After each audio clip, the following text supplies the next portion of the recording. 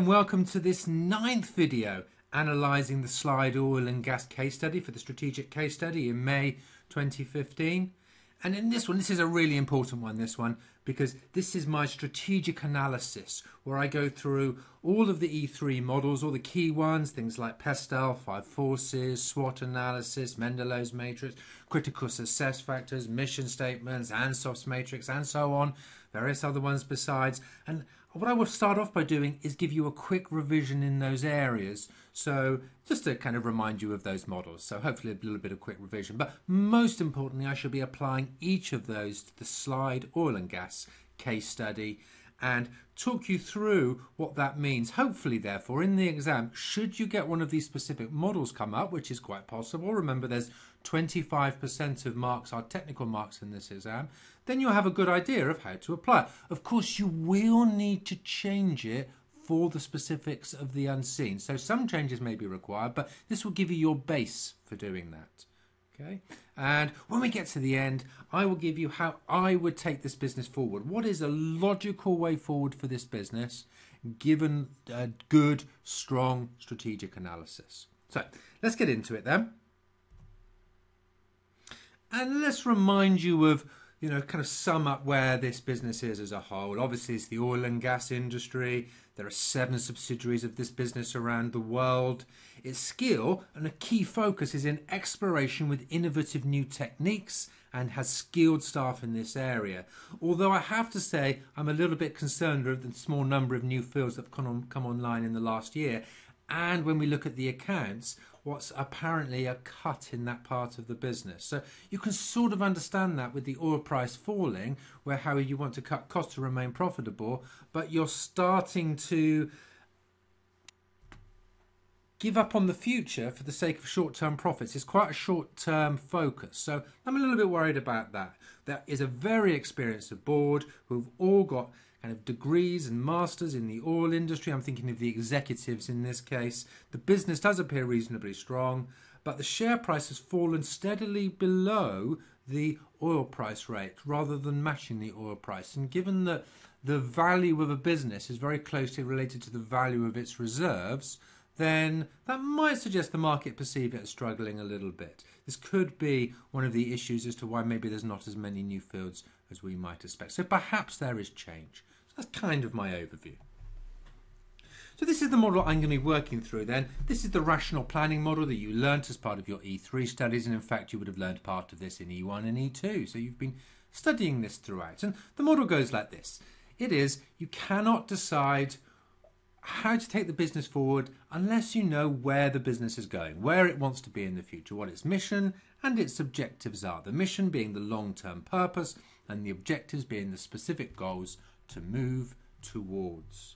So we must define that then, and in the context of that, we also consider where do the business want to be from a governance and ethics, from a social responsibility and an environmental issues point of view.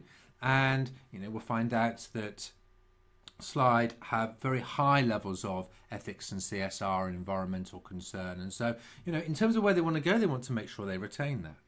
We also need to understand the position of the different stakeholders because we need to set our objectives to be right for the most important stakeholders in the business. So we'll do a stakeholder map as well. But to set a strategy, it's a bit like going on a journey somewhere. When you're setting your sat-nav, the sat-nav will look at where you are now and then the location that you've put in order to plot the route between the two. And that's very true in this instance as well. So we need to understand the position of the business. We'll look at the business environment. We'll do the pest analysis and the 5 forces analysis. That will help us understand the environment the business is operating in. 5 forces is industry, and pest or pestel is the broad industry, the kind of broad environment that everyone is operating within with those pestel factors. We'll do an internal analysis within the business to understand the business's strengths and weaknesses, considering products. We'll particularly look at the product life cycle. I won't focus too much on the BCG because we don't have a huge variety of different products from a BCG point of view on this particular scenario. Good. But the idea is we know where the business is, so we can produce the SWOT analysis, the summary of the current position. So we know where we are now, we know where we want to go in the future. We can now plot the route with our business strategy, deciding the generic strategies of cost leadership and focus. We can, and differentiation, of course. We can look at Ansof's matrix to look at new products and markets, or existing products, existing markets, to decide what the strategic options are, what methods such as internal development, joint ventures, acquisitions and so on that we can use. We'd look at those and then define the business strategy. How are we going to take this business forward? That's the rational model then.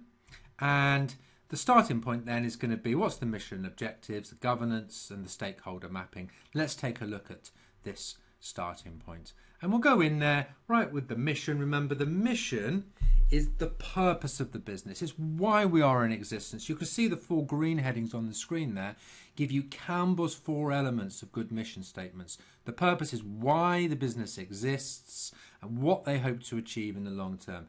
The strategy is more of the how that they do it. The values is the way you do it, what the organisation stands for. And finally, policies are specific low-level policies for people to act and focus upon. So Campbell set those 4 elements, and we do have a mission in this scenario. Now, not all scenarios do have mission statements, so it's quite nice to have a mission. In fact, we don't only have a mission, but we have a mission, we have a strategy, we have goals, and we have some performance measures to focus for some more focused objectives. The mission itself is very high level. Slide aspires to become the most successful oil exploration company in the world. Okay, a very tough target. Okay, while contributing to the well-being of people and the environment. There are a couple of values in there. Notice the mission itself doesn't have the strategy in the scenario that is set out separately, and that is as follows. The main strategic priority is to maintain market dominance and become the world leader in oil exploration. Okay, so that's similar to what we had in the mission, but this is different.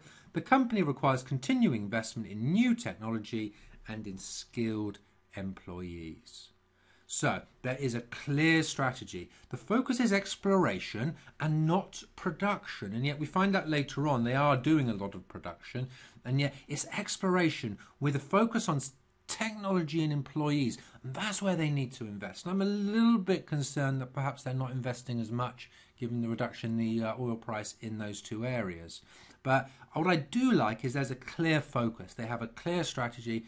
They are not kind of wishy-washy, oh, we're just finding sites and producing them and selling them, and they know what they're trying to do to be successful. Perhaps they're not following that as well as they could, but we'll have a look at that as we go through. I think it's unlikely that you'd be asked to actually criticise the mission. If you were, you could say, well, there is a purpose, or that but purpose doesn't say for whom the business is focused. The strategy isn't within the mission itself, although there is a separate statement. So at least there is one, we could argue, but you might want to combine that into the mission. There are some values where we're standing for the well-being of people and the environment, and also if you include the strategy, the focus on new technology and skilled employees as being important. Not really any specific policies in either of those. So you could definitely criticise that against Campbell's elements for lacking perhaps strategy and policies. Okay. Next then we have, the problem with the mission is it's very, very high level. It's not focused, it doesn't focus where you want to go. And this is where we would have very specific objectives and link that into how we'll measure performance against those objectives. And again, in the case study, we do have some strategic objectives. To deliver a sustainable business, maintain a balanced portfolio and seek growth with specific areas underneath, such as focus on exploration-led growth, continuing to investigate areas for fracking overseas, complete the 2015 operations safely without significant negative environmental impact. What you'll notice is that these are coming in consistent with the mission statement. Exploration, invest in new technology, that would be fracking, and limited environmental impact. So that is very, very consistent with the mission. Probably my criticism of that might be that normally we like objectives to be very specific, measurable. You remember SMART objectives, achievable, relevant, time-bound, and so on. And these are almost like statements of broad, generic objectives, which are not, they're little more than what would be in the mission, really. So you could possibly criticise them from that point of view. What I would like to see is some very specific KPIs, and to be fair, we do get shown some in the case study itself. So I'll show you some of those in just a moment. Okay, now this is an important change, which is, or an important point in that section we've covered so far, which is continuing to investigate areas for fracking overseas. 2 points about that. The first is the word continue. Now, nowhere else in the scenario does it say that Slide are already doing fracking, but this word continue suggests, well, they are, or at least they're investigating, if nothing else. Okay. So it looks like fracking is something they currently do. They're doing it overseas, but we do find out in the scenario that Cayland, for the first time, that Cayland is the government, the country they're operating in, their home country, I should say. They actually operate around the world and in lots of different locations, depending on where their oil fields are. But it's their home country. In their home country, there are some new licenses for fracking just being granted. So that could be a good opportunity for the future for them. It's not just to go overseas, but to focus internally. What I'd also say actually is the word safely in the line below the fracking one is very important too.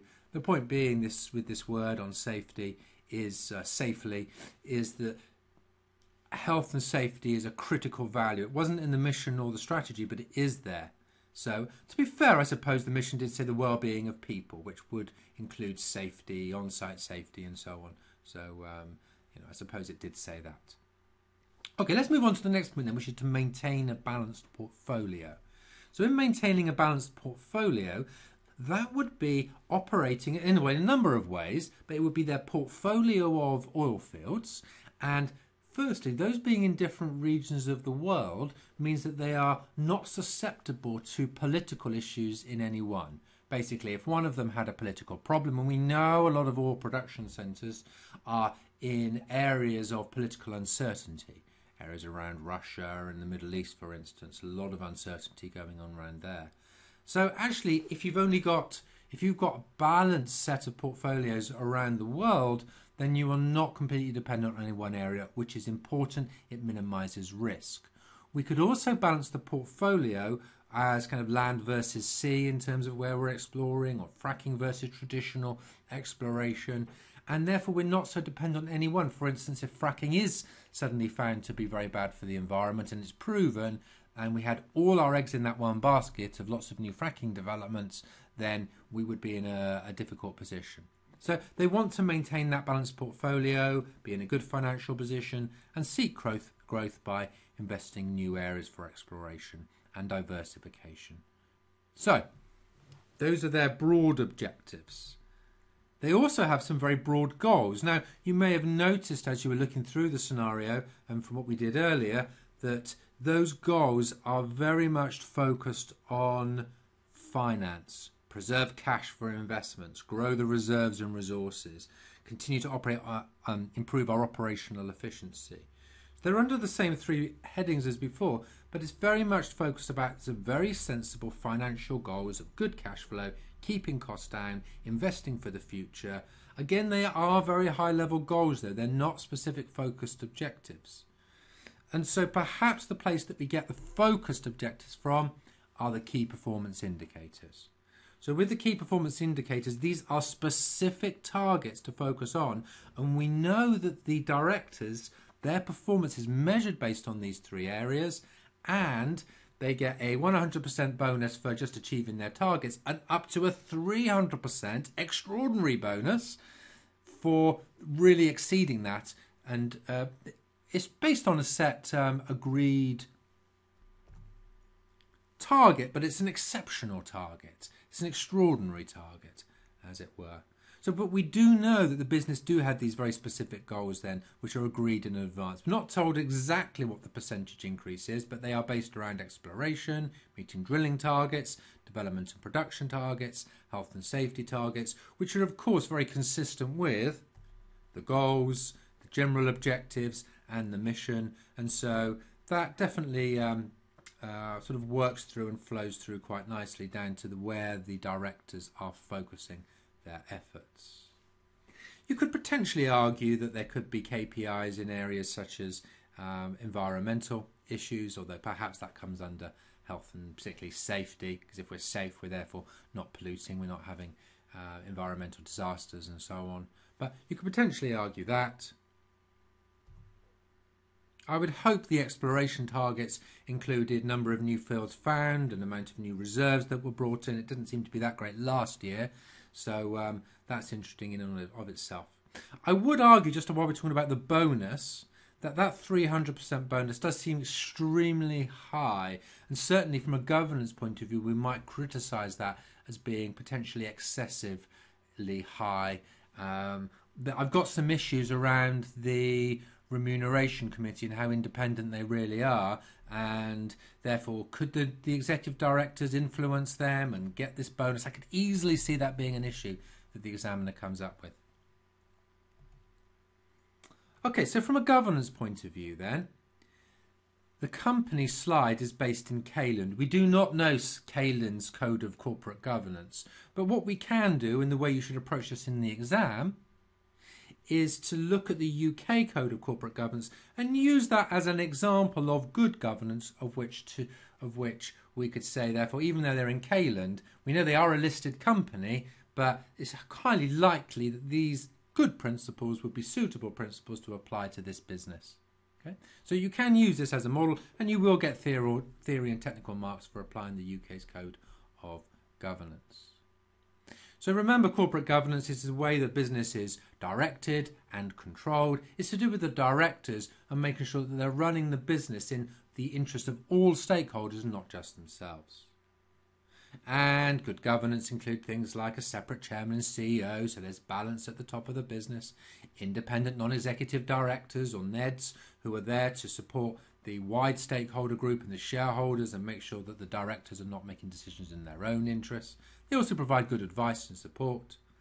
Audit, nomination, remuneration committees of non-executive directors to look after those three areas. The audit committee looks after the financial records, it looks after risk management. Nomination looks after recruitment of new directors, and remuneration ensures there's fair pay. There's a focus on risk management in the Code of Governance to make sure that risks are always considered and management of those risks is always put into play. There's disclosures of directors' pay, good financial reporting, excellent information for all directors so that they can make excellent decisions. They have meet regularly with the institutional shareholders and bring their views into play, and use the annual general meeting on a regular basis, and annually actually, in order to get shareholders' views, to get them to vote on key issues. So those are some of the key elements in the UK's Code of Corporate Governance. The question is how do they apply to slide? Let's take a look. So firstly, slide have a non-executive chairman and they have 4 non-executive directors. That is half of the board, which is aligned with good practice. The reason for having half the board as being non-executives is that they can vote down a decision if they don't think it's right, if they don't think it's in the interest of shareholders. So that's a good starting point. There is a separate CEO and non-executive chairman, but the chairman is not an expert in the oil industry, and I do have a few concerns about that. Do they really know the industry well enough to make and support good decision making and to help to support and develop the strategy? Do they really know actually accounting well enough, given that they head up the audit committee? They are not a qualified accountant. They've been a director in a PR company. Does this really make them effective as a chairman? Would this chairman really be able to turn to the CEO and say, no, you've made a bad decision there, when they don't really understand the industry? I do have concerns about that. Are they really effective? Look out for more information on the unseen on that one. My second issue with the NEDs and the chairman is that 3 of the NEDs do not have oil industry knowledge, and the other 2 are paid for by Faust, who are a 25% shareholder. They do have some oil industry knowledge, but only a low level. They're not senior directors at Faust. And so I'm worried that the NEDs are not knowledgeable enough. They're not able to actually make viable challenges to strategy, and certainly wouldn't be strong enough in that role. And I might link this in just to the second point on the next page, that there's no nomination committee. So could it be actually that they've just been recruited by the main directors and they therefore are not completely independent and not a strong group of non-executive directors? Let's go back. Ethics and CSR are important to this business. They have clear policies. It's clear in their mission. It's clear in the focus of the way they operate, given what was in the financial statements. That's good. That's good ethics, is good governance, because we're going to do things in the right way. And we're going to look after a variety of different stakeholder needs if our CSR, because it's about social responsibility, of course. If that's good, we will look after those needs. There is a remuneration committee that should ensure fair and independently set targets, although I have some concerns about this extraordinary bonus, as I said just a moment ago.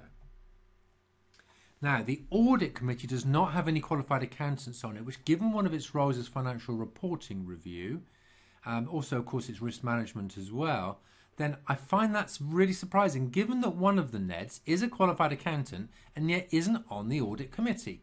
Very, very odd. Okay, so just a bit of an oddity and something that could be improved upon. The CEO, third point down, is a 10% shareholder, and what we can say about being a 10% shareholder is that that means that his interests are aligned with the interest of the shareholders. So hopefully that removes some of the agency problem. Remember the agency problem? The theory there is that your directors and shareholders are completely different people and they'll have different interests. Well, actually, that's not necessarily true because the CEO is also a major shareholder too. The rest of the directors aren't, so there definitely is an agency problem with them, but the CEO has the most power, of course. Now, there's very little evidence of other elements of governance. You can see some of the bullet points down there that we went through a little bit earlier. So look out for any information of those on the case. But overall governance is okay. With a non-executive chairman and non-executive directors and some committees, but it could be improved with a nomination committee, more independent, knowledgeable non-execs. So that would be my summary.